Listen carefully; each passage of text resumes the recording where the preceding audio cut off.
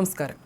അന്തരിച്ച പ്രിയ നടൻ സലീം കുമാറിന്റെ മരണവീട്ടിലെ ഓൺലൈൻ മാധ്യമങ്ങളുടെ അതിരുവിട്ട പെരുമാറ്റത്തിന് പിന്നാലെ സംസ്കാര ചടങ്ങുകൾക്കിടയിലുണ്ടായ മറ്റൊരു സംഭവം കൂടി ഇപ്പോൾ സോഷ്യൽ മീഡിയയിൽ വലിയ ചർച്ചകൾക്ക് വഴിവെച്ചിരിക്കുകയാണ്. ചടങ്ങിൽ പങ്കെടുക്കാനെത്തിയ മുഖ്യമന്ത്രി വി.ഡി. സതീശിനെ കോൺഗ്രസ് പ്രവർത്തകൻ ഷാൾ അണിയിക്കാൻ ശ്രമിച്ചതും മുഖ്യമന്ത്രി അത് ശക്തമായി തടഞ്ഞതുമാണ് പുതിയ ചർച്ചാ വിഷയം.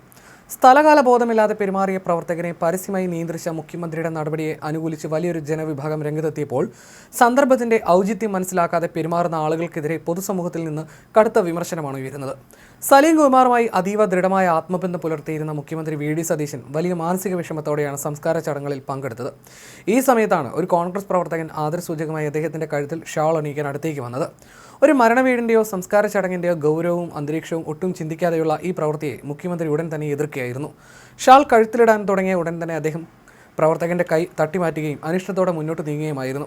ഇതിന്റെ വീഡിയോ ദൃശ്യങ്ങൾ പ്രചരിച്ചതോടെ മുഖ്യമന്ത്രിക്ക് പിന്തുണയുമായി കോൺഗ്രസ് പ്രവർത്തകർ ഉൾപ്പെടെയുള്ളവർ രംഗത്തെത്തി. പാർട്ടി സമ്മേളനത്തിനോ സ്വീകരണത്തിനോ വന്നതല്ലെന്ന് ഇനി എന്നാണ് ഈ പ്രവർത്തകർ മനസ്സിലാക്കുക.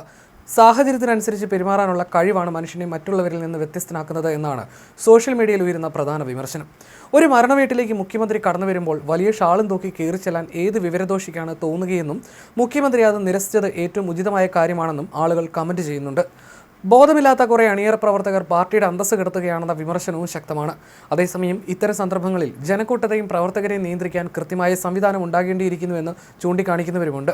ഒരാൾ വലിയൊരു ഷാളും പിടിച്ച് മുഖ്യമന്ത്രിയുടെ അടുത്തേക്ക് വരുമ്പോൾ അത് തടയാനോ അയാൾ ചെയ്യുന്നത് വിവരദോഷമാണെന്ന് പറഞ്ഞ് മനസ്സിലാക്കാനോ അവിടെയുള്ള മറ്റു നേതാക്കൾക്കോ സുരക്ഷാ ജീവനക്കാർക്കോ സാധിച്ചില്ലേ എന്ന ചോദ്യവും ഇക്കൂട്ടർ ചോദിക്കുന്നു. എന്തായാലും മരണവീടുകളിലെ ഓൺലൈൻ മാധ്യമങ്ങളുടെ കടന്നുകയറ്റവും രാഷ്ട്രീയ പ്രവർത്തകരുടെ ഇത്തരം ഔചിത്യമില്ലാത്ത പെരുമാറ്റങ്ങളും നമ്മുടെ നാട്ടിലെ ആളുകൾ ഇനിയെങ്കിലും തിരുത്തേണ്ടതുണ്ടെന്ന ശക്തമായ സന്ദേശമാണ് സലീം കുമാറിന്റെ വിയോഗ പശ്ചാത്തലത്തിൽ ചർച്ചയാകുന്നതും.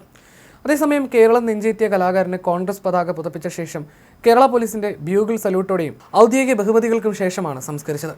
അന്തിമോപചാരം അർപ്പിക്കാൻ ആയിരക്കണക്കിന് ജനങ്ങളാണ് ഒഴുകിയെത്തിയത്. ഉച്ചയ്ക്ക് 1 മണിവരെ നീണ്ട പൊതുദർശനത്തിൽ മുഖ്യമന്ത്രി വി.ഡി. സതീശൻ, കേന്ദ്രമന്ത്രി നടനുമായ Suresh Gopi, AICC general secretary KC Venugopal MP, MLA നടനുമായ രമേശ് പിഷാരടി, സംവിധായകൻ കമൽ, നടൻ ജയറാം, നടി നവ്യ നായർ തുടങ്ങി സിനിമ, രാഷ്ട്രീയ, സാംസ്കാരിക മേഖലകളിലെ പ്രമുഖരും മന്ത്രിമാരും ജനപ്രതിനിധികളും അന്ത്യാഞ്ജലി അർപ്പിച്ചു.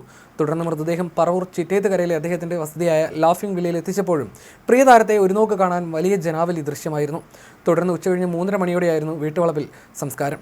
മാലിയങ്കര SNM കോളേജിലെ പ്രീ ഡിഗ്രി പഠനകാലത്ത് മിമിക്രി രംഗത്തേക്ക് കടന്ന അദ്ദേഹം സിനിമാ നടനാകണമെന്ന മോഹത്തോടെയാണ് എറണാകുളം മഹാരാജാസ് കോളേജിൽ ബിരുദ പഠനത്തിന് ചേർന്നത്. MG സർവകലാശാല കലോത്സവത്തിൽ തുടർച്ചയായി 3 തവണ മിമിക്രിയിൽ 1-ാം സ്ഥാനം നേടി അദ്ദേഹം താരമായി. പിന്നീട് മലയാളം മിമിക്രിയുടെ പ്രധാന കേന്ദ്രമായിരുന്ന കൊച്ചിൻ കലാഭവൻ, സാഗർ തുടങ്ങിയ ട്രൂപ്പുകളിലൂടെ വേദികളിൽ സജീവമായി. മെലിഞ്ഞ രൂപവും ഹാസ്യരസം മിന്നിമറയുന്ന മുഖവും വേറിട്ട ചിരിയുമായി ആരാധകരെ കയ്യിലെടുത്ത അദ്ദേഹത്തിന് കോമിക്കോള എന്ന ടെലിവിഷൻ പ്രോഗ്രാമാണ് സിനിമയിലേക്കുള്ള വഴി തുറന്നത്. പ്രണയിനിയായ സുനിതയെ 1996 സെപ്റ്റംബർ 14 ജീവിതസഖിയാക്കിയതിന്റെ പിറ്റേന്നാണ് സിനിമയിലേക്ക് ആദ്യ വിളി വരുന്നത്.